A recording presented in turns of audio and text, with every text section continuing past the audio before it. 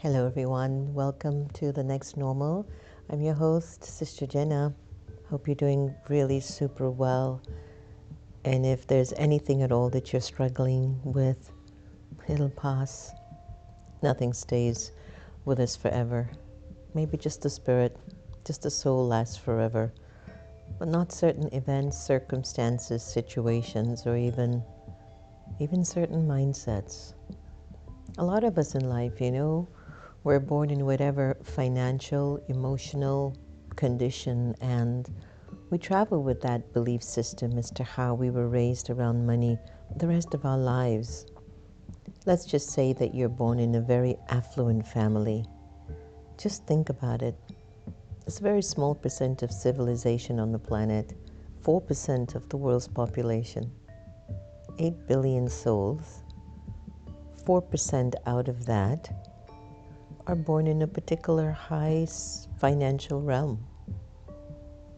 And when a child is born in a home, an environment, financially the mother or the father, they're on. They found their passion. Maybe they've discovered something, they've invented something. Maybe they've just showed up at the right time when they launched their company. It's amazing. It's absolutely amazing. And you're raised in an environment where nothing is lacking financially. That's powerful. Now, there are some souls are born in a home. It's a shanty town. Maybe it's just a little hut. Maybe it's a mud hut. In the mud hut is kitchen, living room, bedroom. Everybody sleeps in that little space. Dad is working really hard. So is mom. Maybe you've got some little animals out on the yard. Maybe a cow, maybe a chicken, maybe a dog, maybe a goat, maybe a pig. Maybe it could be for food or it could be for milk, some other reason. And you are fed. Your environment is simple. You're playing outside. Maybe your football is a milk carton. You're happy until you see another side. Maybe you looked at something on a television, a computer. Maybe you finally started to go to school and kids were being dropped off in big cars. And dad was riding you to school on a bicycle or a bullock cart or was just walking you to school. Then you started to see that your clothes was different than the kids who were being dropped off in a big car. Interesting way of looking at life, huh? Just think about it. So many bullies at schools and so many things that children go through. A lot of times it's also really based on kids feeling inferior because they're not wearing a name brand outfit. It's not right. It's not fair. But what is this attitude of gratitude for money? How do we break through any sort of a poverty mentality that we might have been influenced by as children? Money is not a sin, but it's the way you use it that determines if you make money a sin or not. Poverty is a sin. We're not supposed to be born without anything, especially dignity. There are some countries in the world where people who are working hard only earn $2 to $3 a day. Think about that attitude of gratitude. What do you do with that? And you're just trying to make ends meet. And you're trying to get out of this condition that you're in that just seems as if it's daunting. I've met many people who have gotten themselves out of those situations, and they were always very optimistic people, despite whatever the family members or neighbors would try to tell them. You're always dreaming, you always think so big, but eventually they do. They break through that karmic energy of lack and less. But think about the child who's in a multi-million-dollar mansion, who has a driver, who only dresses in name brand clothes, only sees his or her mom or dad in suits, Rolex watches, diamonds, gold, social environment. Does he have an attitude of gratitude for his wealth and his money? Or if he looks at a child whose shoes are torn, clothes isn't name brand, what's his attitude like? And are these two people different? The one with a lot and the one without much? Well, from my own life experience, I've met both kinds of people. I've met some of the poorest people, and they've had an attitude of gratitude for the smallest things. When you visit their mud huts, to just offer you a little glass of milk, which could be their last little glass of milk. I'm lactose intolerant, so I usually get away with saying no. Not that I like to. It's the only thing they have to offer you. Or they might offer you the water. But the water comes from an area that, for my body type, it would make me very sick. And so they try to give me something that just shows their gratitude for me to come and visit them in their little mud hut. And every time I meet these families, I tell you, I just want to see them keep thriving. There was once a young woman. Her name is Pooja. She used to be in the village in Mount Abu. Pooja had a little shop. She had about 2 brothers, her mom and her dad.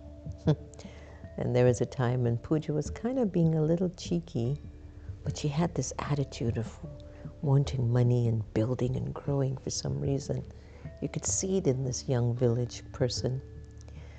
And there was a time that she was going to be a little cheeky with me on the cost of a sari. And I remembered so specifically. I says, Pooja, you will succeed if you're honest. Might take you a little bit longer, but when you get there, nobody can take it away from you. I don't know what happened from my conversation with her, but she never cheated me again. That much I remembered. And I actually lived 20 years later to see her with hotels in Goa. Her stores are big. She's doing well. She's passed on one of her business. Her daughter has gone to Oxford University to study business as a village person. She did have an attitude of gratitude. I would come to her shop and she would just give me something to drink, a limca. And then she would show me the items for sale. And when I would leave, she would just say, if I'm short of money, don't worry about it, Sister Jen, it's okay. When you come back next year, you can pay me. I could go on for 3 years and don't remember to pay her. She won't forget. But she was always grateful when I would come and visit her store. And once in a while, her brother would say, you know, Sister Jenna, this bill was never covered. I says, no, really? Why didn't you tell me? And I would cover it. I saw that little girl grow her business to a multi-million-dollar business from the village. Now, there's some children who have inherited a great deal of wealth. Can't say that they're always grateful, but there are some that continue to have this grit and tenacity to keep the ball rolling based on whatever their mother or their father created for them. But now, these are 2 separate entities of individual. What about many of us that are in the middle? You know, who just live paycheck to paycheck? Or we can go out and have a nice meal once in a while. We can go shopping because there's a sale. Or I can buy something for someone that I love. What is your attitude of gratitude towards your finances? I interviewed this man from Japan many times, Ken Honda. He wrote a book on happy money. He used to tell me, Sister Jenna, one of the ways that people don't seem to understand how to create an abundance of money is that when you're working and earning your money, be happy doing it. But another thing that a lot of people are not able to recognize with money, the energy of money, is that when you're spending it, be happy spending it. Especially when you're paying your bills. This attitude of gratitude for money, what will it do for me, or finances? when you go at it at a really deep spiritual level? Well, at a spiritual level, a mystic once told me this. I don't have proof, but the mystic told me this once. She said, at a soul level, every soul is born with a certain amount of financial wealth that they will travel throughout the cycle of time. And they won't get any more or any less. And based on how the soul earns and spends the money, if it's earned and spent in algae, anger, lust, greed, attachment, or ego, the money will either come fast or go just as fast.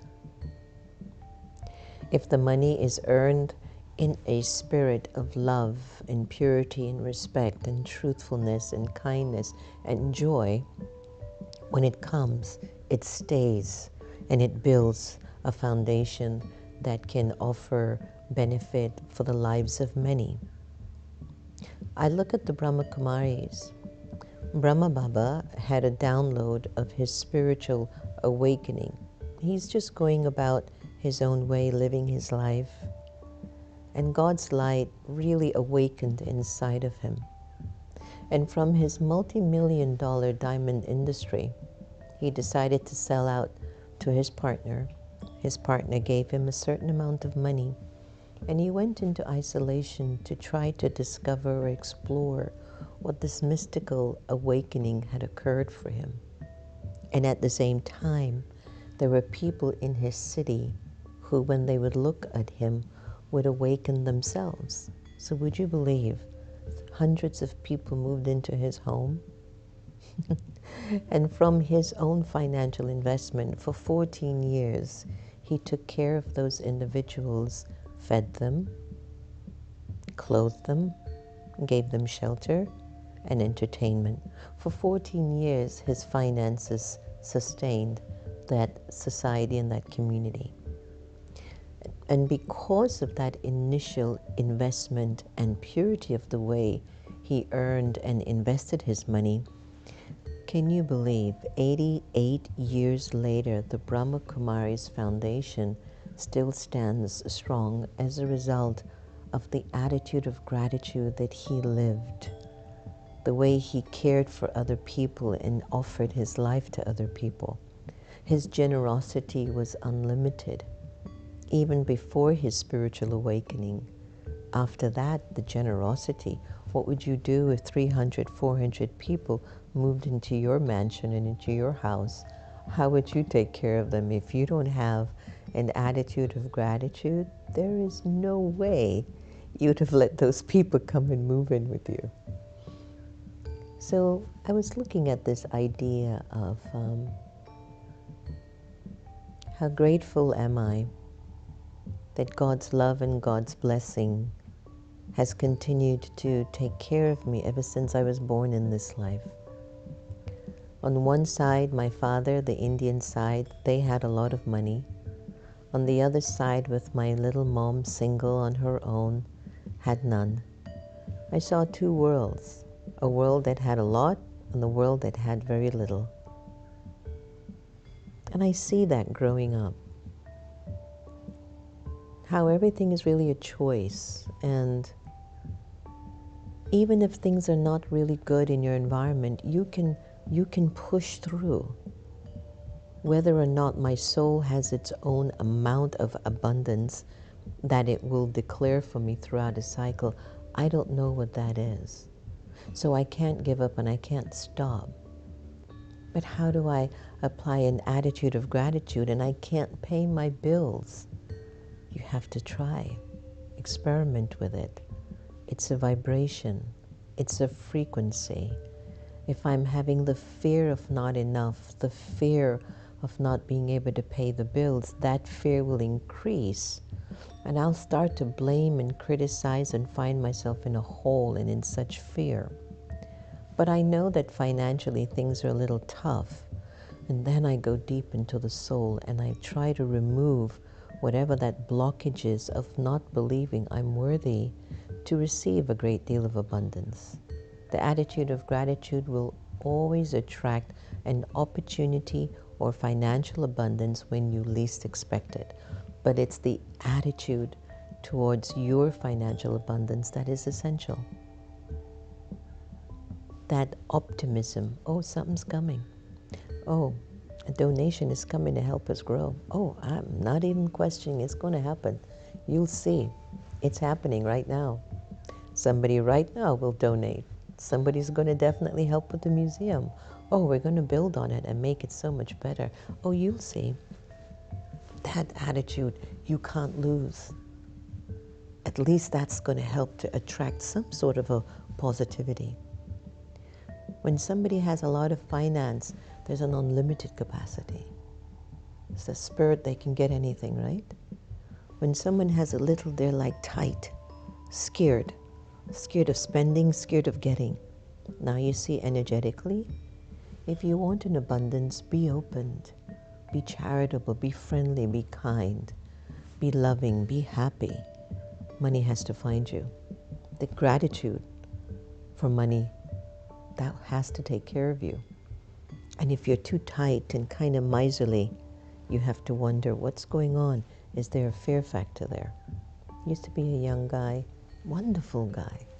He used to donate a lot to the Brahma Kumaris and to the museum. And one time he used to do it in a way like it was very tight. And I said, you know, if you're going to donate, just donate with an open heart. Don't do it like there's a fear. Then if you're going to do it with fear, just don't give it. Please don't. I don't want you to feel that there's some pressure behind your donation. If you're going to donate to us, just donate with an open heart.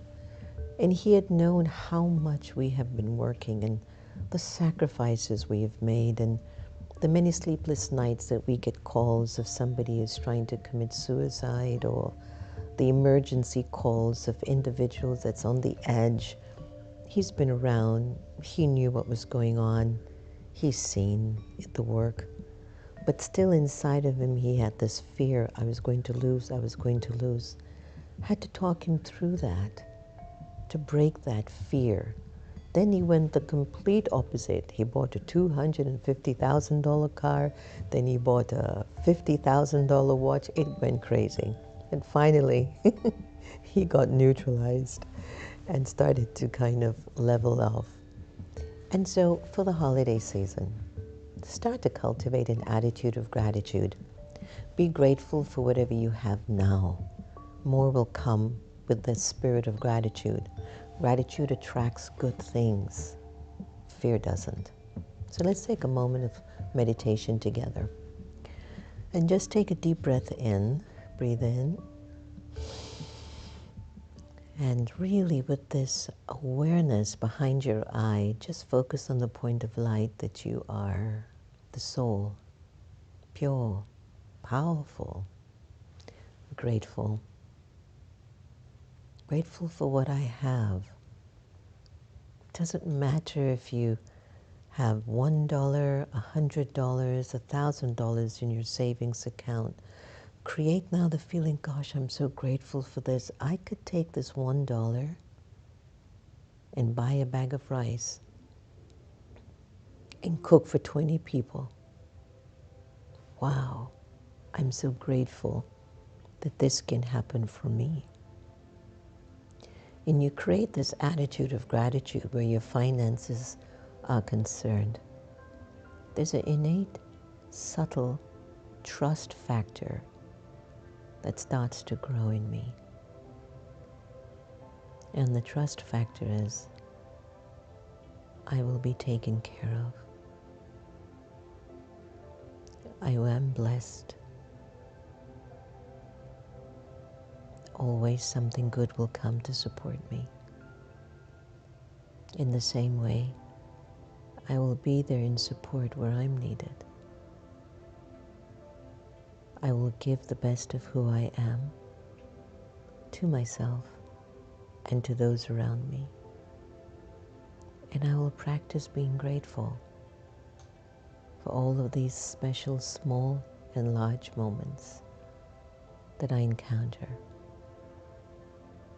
And especially when it comes on to my finances, I am so grateful. It's taken me where I am today, and I'm going to be opened where my gratitude for my finances will be boundless. Boundless. And everyone in my connection benefits. And so I promise to keep maintaining an attitude of gratitude when it comes on to my finances. Take a deep breath in. Breathe out. Especially when you get that check. I got a check. Attitude of gratitude. That's my check. It's got my name on it. So just continue to practice this. Let's go to AI and take a look at what it's saying. If it's of benefit, how does having an attitude of gratitude for money help me? 1, it promotes positive energy and abundance. This is true. Number 2, reduces stress and anxiety. Very true. Number 3, encourages mindful spending. That's nice. Number 4, it strengthens financial resilience. Number 5, it improves financial planning. Number 6, it builds generosity. Number 7, it shifts your perspective. In practice, gratitude can be cultivated by keeping a journal to note down daily financial blessings. That's a good one. Taking a moment to appreciate each financial transaction. Reflecting on how your financial resources support your life and dreams. This will foster healthier, more empowered relationships with money, benefiting your emotional well-being and financial success. That's a good one. I have a quick story before we go to the Sister Gita effect. There was once a student many years ago. Once in a while, he would donate $11 in a check, and he used to ask for a lot of things. He would come every day, do his thing, and when he would give me an $11 check, it used to be maybe $11 maybe every 5 or 6 months. I don't remember because they were very, very rare. He would ask for a receipt immediately after the $11 check was written. And after he came for many years, and he used to ask me for lots of things. Bless his this, bless his business, bless his house, bless his car. Please come and bless this, bless that, bless this. I used to tell him, you know, brother, there's the law of money. It's going to leave your hands, no matter what. And so one of the reasons why we have donation to keep things going is that money has to go. So if money leaves you, let me give my money to a good cause. And I'm not saying this as any religious person trying to get money out of people. It's a law. It's a law of the universe. Would you believe he was accused of some fraudulent cases, and he ended up spending $250,000 on his legal case. And while he was in jail, he says, I remembered what you told me, that money would leave my hands. And I tell this story because I've also found it very important how the money goes situation. So I know money has to leave me, so let me always do something good with it, so that some return the universe has to give me back something that is equivalent or even 10 times more than that offering. It's a very interesting story. Let's go to our Sister Gita effect and enjoy what she's about to inspire us with.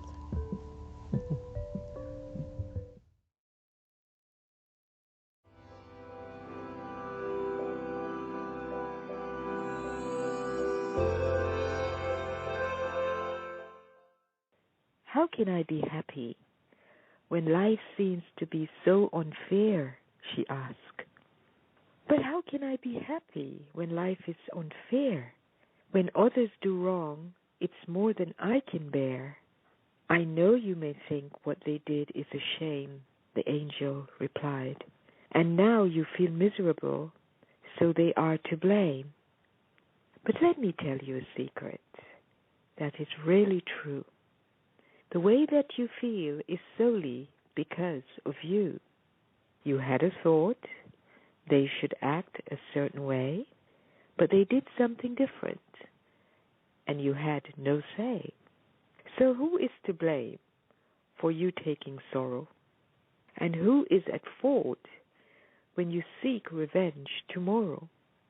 Is it the other who didn't do as you please?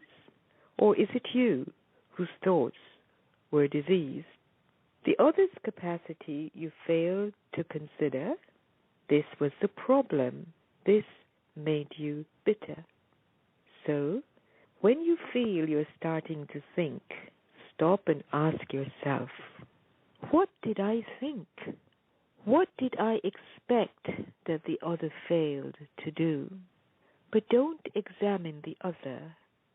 Just look at you. This is paying attention to yourself. The angel replied, Om Shanti.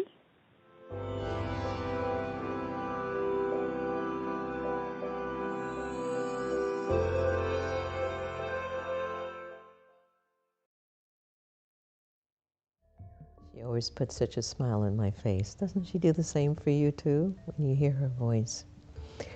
Well, today's blessing for today is, may you receive a medal in the form of an elevated awareness in your spiritual life, and thereby feel like you're becoming an emperor of a carefree land. Each of you is talking to us, many of the students of the Brahma Kumaris community. Each of us have become a spiritual example in order to create a stage of awareness that is best of all. And in this life, your elevated stage is your personal property. It is the medal of your spiritual life. Those who receive this medal will remain constantly stable in an unshakable, immovable, and constant stage. These souls will experience themselves to be like carefree emperors. Wonderful. Love it. Awesome. All right. Good morning, Jackie. How is my dear friend? I hope Mom's doing a lot better today. Jackie Woodside's mom had a little health opportunity recently. So lots of love and thank you for appreciating today's topic. Hi Rashmi, good morning. Usha, Shobha, and very nice to have you on board. All is well in the next normal neighborhood. That's that little Rogers, what do you call it? Mr. Rogers, right? Right, Anthony? All is well in the neighborhood, something like that. So, hi Raghu, welcome. Dinesh, good morning. Indra, Joanne, Vaisha, nice to have you. Certified lady. Kailash Sakdev, good morning. Om Shanti Yukti. Lilawati, hope everything is going well for you. Canary, thank you. I'm so grateful for what I have. I can help whoever I can be. I can help and be whoever I want to be. Isn't that beautiful, Canary? So lovely to be able to live a life like that, isn't it? So as we move more and closer into becoming our real selves, I mean, just think about the next normal. It is a sustaining tool for you every day to keep you going. You might not be able to recognize it now, but as you go through your days and your weeks and your months and your years, you'll realize how these tools from the next normal made you strong, kept you going, and you'll only recognize it when you miss it. And you'll feel like, gosh, I'm missing something that was there that used to glue me, hold me. We all need each other. We all need something genuine and pure. The world is kind of lost. It doesn't know where truth is anymore, where purity is anymore. And even if truth and purity comes in front of you, many don't even know how to recognize it because they've been so separated from their own truth. So my invitation to you, maintain your attitude of gratitude for yourself, for God, for for your finances, for our world. And just continue to build your energy, build your spiritual energy, so that you can cope and deal with whatever life has to offer you. You'll always have enough. You can make it through. All right? Keep practicing to love everybody the same. Thank you all so much for joining us on The Next Normal. It means a lot to us. Many, many good wishes. Be well.